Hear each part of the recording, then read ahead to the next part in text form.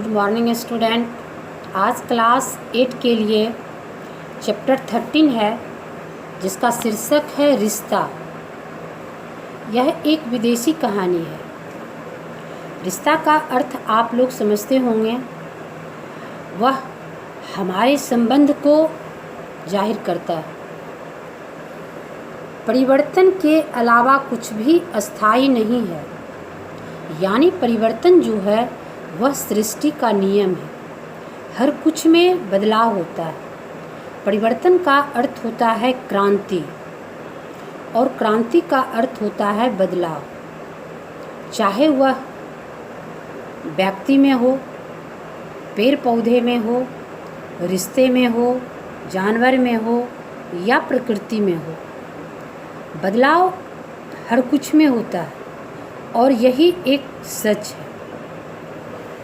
एक कहानी के माध्यम से इसे जोड़ा गया है। रिश्ता शीर्षक देने का अर्थ कुछ और है कि व्यक्ति को पहुंच या रिश्ता जो है क्या संदेश देता है। मैं कुकड़सी रेलवे स्टेशन पहुंचा, जहां से ठीक 9 बजे सिमी-फ्रा-पॉल्सी एक्सप्रेस ट्रेन को छूटना था।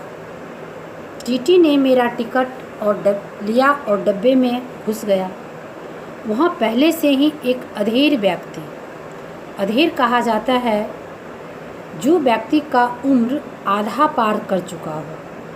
एक लड़का और एक लड़की बैठे थे। लड़की का नाम नताशा था। जैसा कि यात्रा के दौरान अक्सर होता है कि जब लोग सामान्य डब्बे में सफ़र करते हैं तो वहाँ बैठे यात्री से थोड़ी देर के बाद ही वो लोग घुल मिल जाते हैं। आपस में बातचीत होने लगती है। लोग एक दूसरे को जानने पहचानने की कोशिश करने लगते हैं। इस तरह से उनकी यात्रा जो है कट जाती है। अधेड़ उम्र का व्यक्ति जो था वह जीव विज्ञान के प्रोफेसर थे और लड़का भाषा शास्त्री था। ट्रेन अबाध गति से चल रही थी। अबाध गति यानी लग रहा था कि बहुत उसमें कोई बाधा नहीं है, बहुत तेज़ी से चल रही थी। खिड़की के बाहर अंधेरा था। प्रोफेसर ने कहा कि उसे यह रास्ता बहुत अच्छी तरह याद है, यानी उस रास्ते से वो कई बार गुजरे थे। मैं 2 साल में 2-3 बार इस रास्ते से जाता हूँ। क्यों? अब लड़के ने प्रश्न किया कि आखिर आप इस रास्ते से 2-3 बार जाते हैं, आखिर इसके पीछे क्या कारण है? मैं सिमी-फ्रा-पोल का रहने वाला हूँ। वहाँ अभी मेरे रिश्तेदार रहते हैं। मैं कभी छुट्टियाँ बिताने तो कभी कुछ काम से वहाँ चला जाता हूँ। कंडक्टर आया, उसने हमारे बर्थ पर बिस्तर रखा, हमें चाय पिलाई, हमें नादशा को भी चाय पिलाई और ऊपर की बर्थ पर सोने चली गई। मैं डिब्बे के गलियारे में निकल आया और जब वापस लौटा तो सब लोग सो चुके थे। मैंने नीले लैंप को बुझाया और सो गया। इस कहानी के माध्यम से आपको यह सीख दी जा रही है कि हमें यात्रा किस कदर करनी है और यात्रा करने के दरमियान अपने रिश्ते को किस तरह से बरकरार रखनी है। सुबह जल्दी उठ गया। कूपे में नाश्ता और प्रोफेसर नहीं थे। नाश्ता गलियारे में खिड़की के पास खड़ी रास्ते में गुजर रहे। गांव में धीरे धीरे बहती हुई नदियों और खेतों के ऊपर फैले नीचे आसमान को निहार रही थी। प्रोफेसर भी खिड़की के बाहर देख रहे थे। तब उसने प्रश्न किया कि आप इतनी जल्दी क्यों उठ गए? मैंने प्रोफेसर से पूछा। एक जगह छूट जाने का मुझे डर रहता है, यानी मुझे लगता है कि मैं ट्रेन में जब सफ़र करता हूँ, अगर मैं सोया रहा तो शायद स्टेशन पे ना उतरूँ, कहीं वह हमसे भूल हो जाए। इसलिए मैं सवेरे जग गया। रात में जब कभी ट्रेन एक जगह से गुजरती है तो हमेशा हमारी नींद खुल जाती है। मैं खिड़की से बाहर देखने लगता हूँ। यहाँ ज़रूर कभी अपना घर रहा होगा, मैंने पूछा। तो इसका मतलब है कि आपका जो घर है वह वास्तव में रेलवे स्टेशन के पास रहा होगा।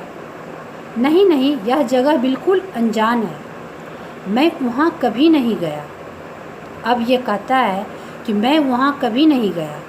यह एक लंबी कहानी है जो क्रांति से पहले शुरू हुई थी। जब मैं छोटा बच्चा था, मैं अपने पिता के साथ शिमीफारोल से मॉस्को जा रहा था और इसी लड़की नास्त्या की तरह सारा दिन खिड़की के पास खड़ा था। अब आपको यह संदेश इसमें दिया जा रहा है कि जब कभी आप ट्रेन से सफ़र करते हो तो अनजान जगह को बहुत चाव से आप देखते हैं और आपकी नज़र हमेशा खिड़की से बाहर रहती है कि यह जगह मेरे लिए अनजान है, मैं उसको बारीकी से देखूं। तो उसी तरह नास्त्या की तरह ही मैं बचपन में जब सफ़र कर रहा था तो मैं भी खिड़की से देखते जा रहा था। मैंने सूखे मैदान के बीच एक अकेली झोपड़ी देखी और सोचने लगा कि वहाँ कौन रहते हैं। इस झोपड़ी में जाड़े में रहना यहाँ कितना भयावह होता होगा। हर बार ट्रेन उसके पास से तेज़ी से गुजर जाती थी, लेकिन मैं हमेशा वहाँ कुछ न कुछ परिवर्तन देखता था। अब यह कहानी में यह बताया जा रहा है कि जो बच्चे शहरी क्षेत्र में रहते हैं, बहुत बड़े बड़े ऊंचे मकान में रहते हैं, शायद उन्हें झोपड़ी नज़र आए और वह भी सुनसान स्थान में, तो वह कल्पना करता है कि इस झोपड़ी में ठंड के रात में रहने वाले व्यक्ति को किस तरह रात गुजारना पड़ता है।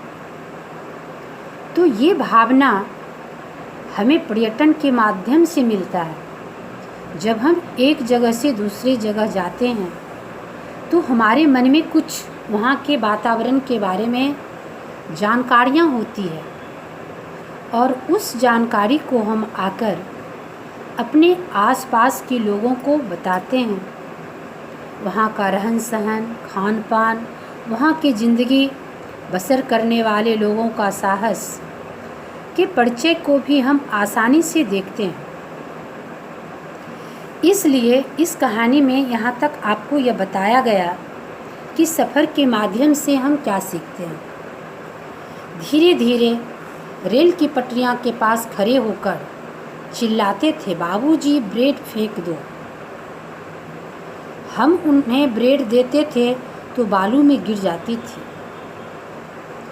देखिए, इस कहानी में यह बताया जा रहा है कि जब हम सफ़र करते हों तो हमें वैसे व्यक्तियों को, वैसे बच्चों को किस तरह से हम नज़रअंदाज कर आगे बढ़ जाते हैं कि रेल की पटरी के आसपास गरीब छोटे छोटे बच्चे आस लगाए बैठे रहते हैं कि सफ़र करने वाले जब यहाँ से जाएंगे तो मैं उनके आगे हाथ फैलाऊंगा और वह मुझे शायद खाने के लिए कुछ दे दें। तो वह बता रहे हैं कि जब मैं कभी भी इस रेलवे लाइन से पास करता था तो मैं भी 2-4 बार ब्रेड के पैकेट को फेंका और शायद वह ब्रेड बच्चे के हाथ न लगकर वह ज़मीन पर नीचे गिर गया। बच्चे झपटते हुए उठाकर गांव की ओर भाग जाते हैं। जब क्रांति शुरू हुई तो कई सालों तक मैंने उस गांव को नहीं देखा। अंत में मैंने जब उस गांव को देखा तो चारों ओर सूरजमुखी के खेत थे। उस झोपड़ी के पास मैंने लाल स्कार्फ पहने लड़की को देखा। अब बताया जा रहा है कहानी के माध्यम से कि शहर में तो परिवर्तन हुए ही हैं, देश में तो परिवर्तन हुए ही हैं, साथ साथ गांव में भी जागरूकता आई है।